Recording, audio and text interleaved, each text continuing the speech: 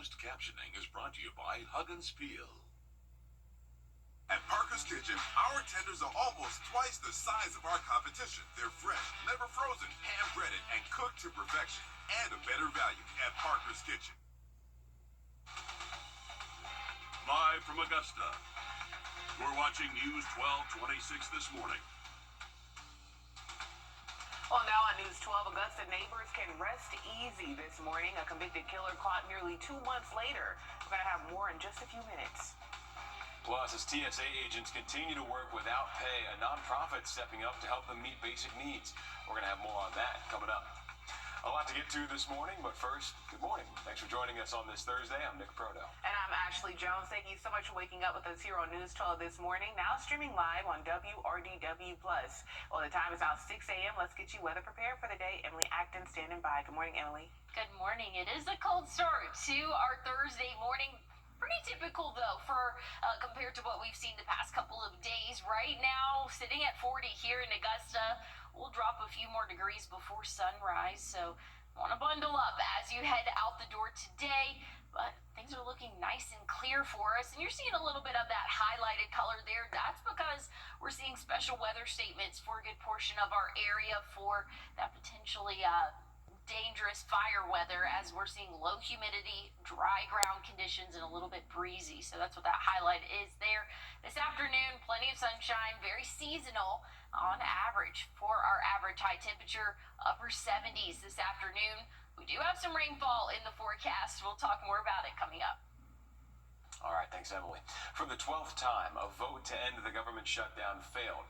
Well, after disappearing for 2 months, Susan Rhodes is not in jail. That's according to public records.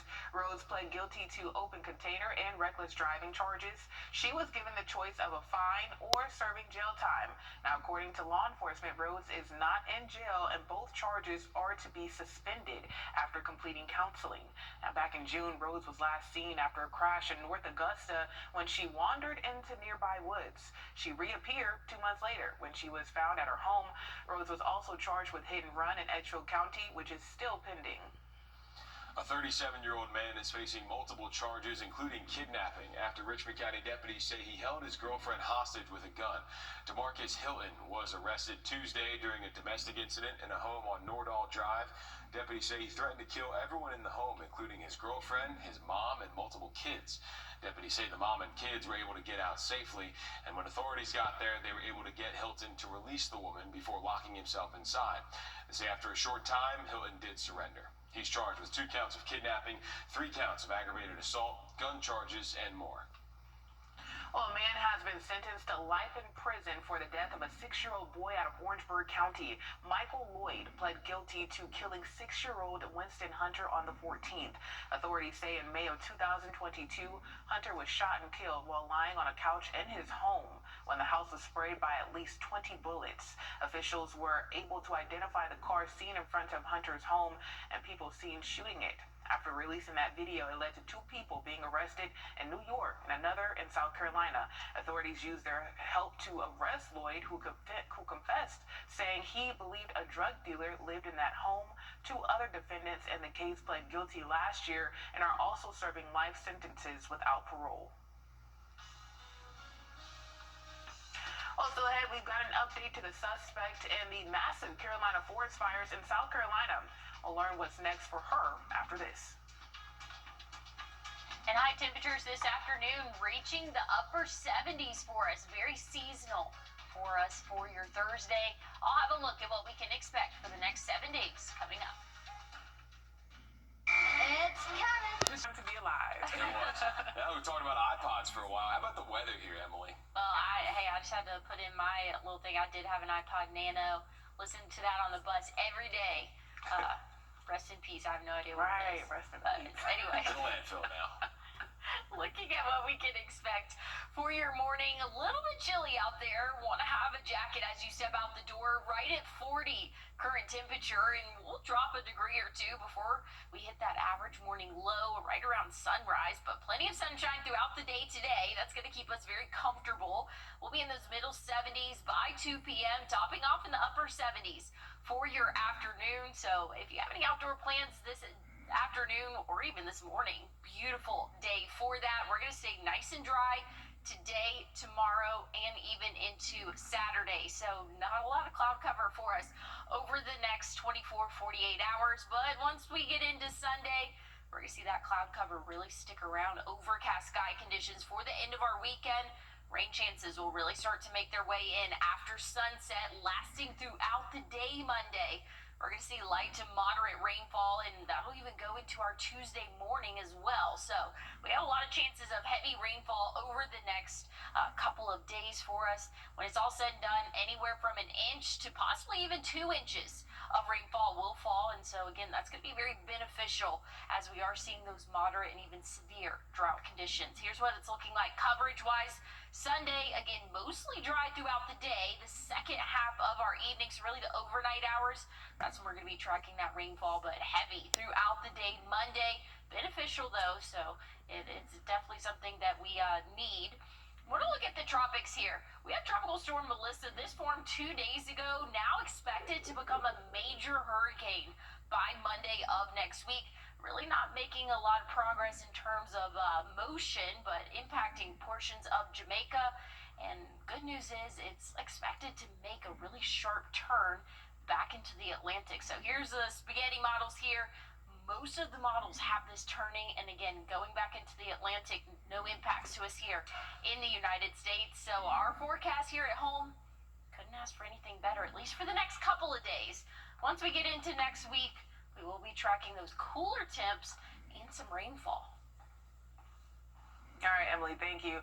Well, the woman accused of setting the massive Carolina forest wildfire earlier this year will not face any jail time.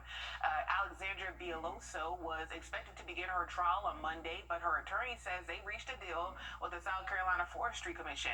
The agreement is there is no plea, and the charges will be expunged once she completes training or community service. She's accused of starting a fire to burn debris back in March.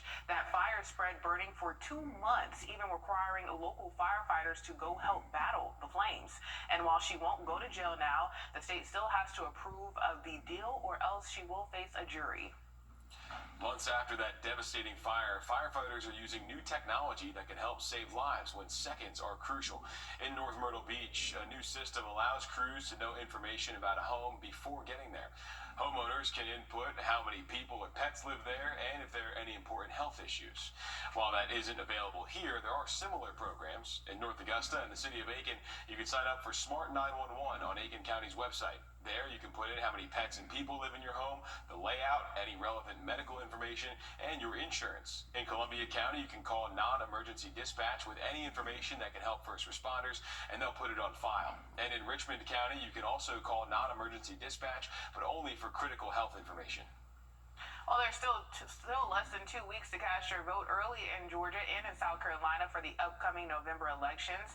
Here's where you can go to vote in Richmond County. It's the Municipal Building, Henry Brigham Community Center, Robert Howard Community Center, and Warren Road Community Center. Those polls will be open from 8:30 to 6 Monday through Friday, and this Saturday. You can vote at the same places and times. There's only one Sunday you can vote on. That's the 26th, also from 8:30 to 6, only at the Municipal Building. And in Columbia County, you can head to building G3 at the Evans Government Complex and the former Uchi Creek Library. Those are going to be open from 8 to 5 Monday through Friday. Then this Saturday, you'll be able to vote from 9 to 5. And here's where you can cast your votes early in Aiken County. Early voting will last through the end of the month on Monday through Friday from 8:30 to 5 p.m. There will not be any Saturdays or Sundays with polling places open. You can cast your vote at the county voter registration and election offices. The last day to cast your ballot early is the 31st. And remember, Election Day this year is on November 4th. A former Democratic Party public service Business reports. Here's a look at your community calendar. There's the Community Health and Safety Resource Fair coming up at the end of the week. It'll be at Aiken Sam's Club tomorrow from 10 to 2. There will be a blood drive, car seat checks, and more. Should be great weather for that as well. Pretty similar to what we're seeing this morning. Stepping out the door anytime soon, want to bundle up. We're sitting right around 40 degrees, and we're going to warm up as we go throughout our day today. We can expect to see highs in the middle 70s, so want to dress in layers for your Thursday. And that's going to be the forecast really for the next couple of days. Nice plenty of sunshine. We will see some rain start to move in, though, for next week. Late Sunday, overnight, we'll see those showers move in. So a good portion of your day Sunday will be dry, just a little bit on the overcast side, but heavy rainfall expected throughout the day Monday. That'll go into our Tuesday morning as well. So a little bit of a washout for the start of next week. If you want to get outdoors and enjoy the sunshine or have any outdoor activities, I would say the next couple of days, the best time to do that. Again, plenty of sunshine today, 78, 75 for that high temperature tomorrow. We'll be in the low 70s come Saturday, but still tracking a lot of sunshine for us. Overcast Sunday. We're going to start to see those rain chances really build in for your Monday. And look at those high temperatures for the start of next week. 65 Monday, 64 Tuesday, and then Wednesday we'll be back in those upper 60s, but still tracking a decent amount of rainfall, which is something that we need. We're seeing moderate and even severe drought conditions across the CSRA, so any rainfall we can get would definitely be beneficial. But hey, stick with us. We have more news and weather coming up.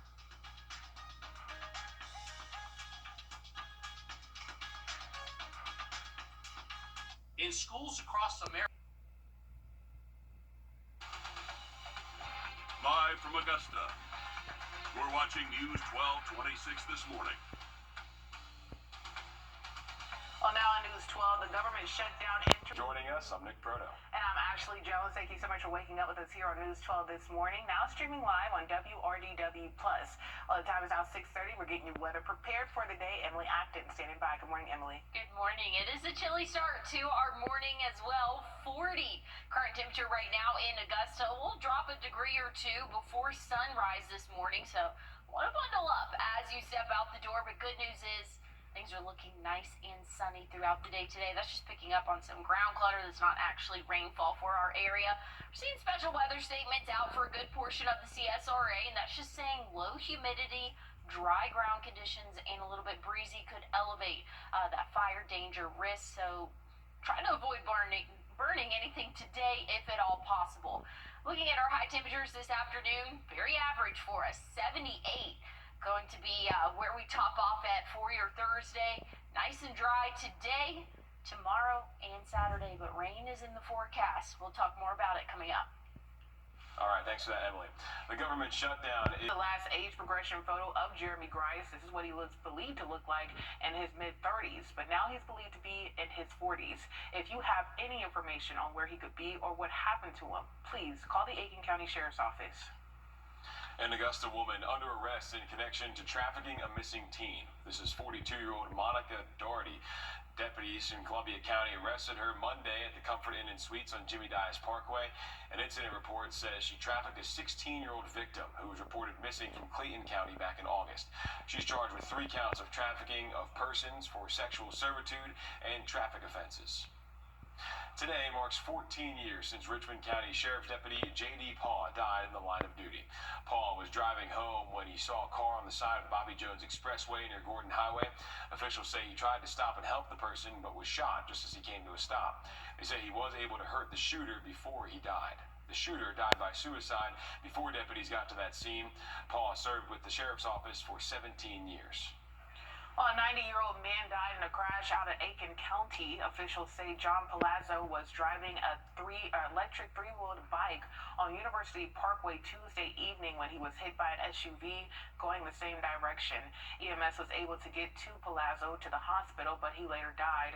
Officials say a toxicology analysis is now pending, and Aiken Department of Public Safety is investigating. Neighbors in Hepzibah got together to learn. Well, still ahead, a South Carolina lawmaker is now suing his colleagues in the General Assembly.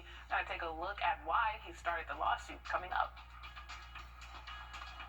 And looking at our current temperatures, off to a cold start this morning, but plenty of sunshine will warm up this afternoon. I'll have a look at what we can expect today and the next 7 days coming up.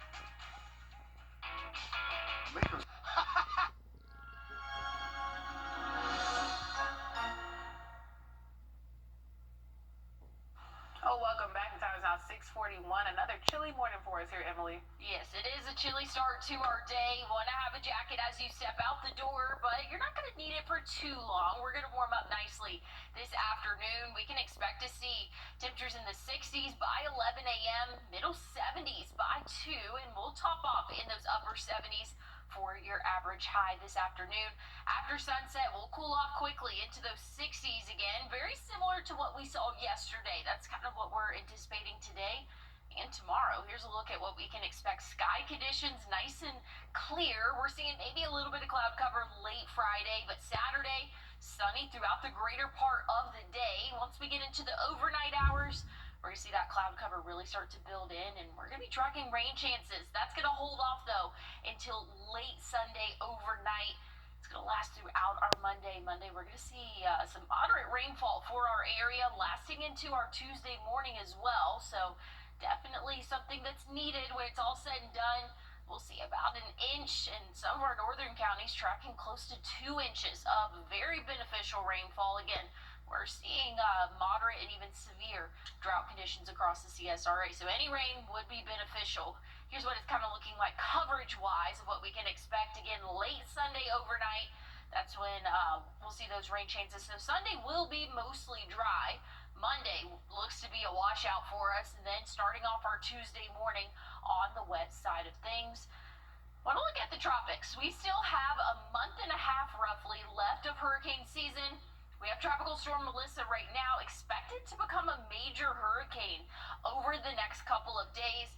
Looks to impact portions of Jamaica, but latest model runs have really been having it shift back out into the Atlantic, so could potentially impact portions of the Dominican or Cuba.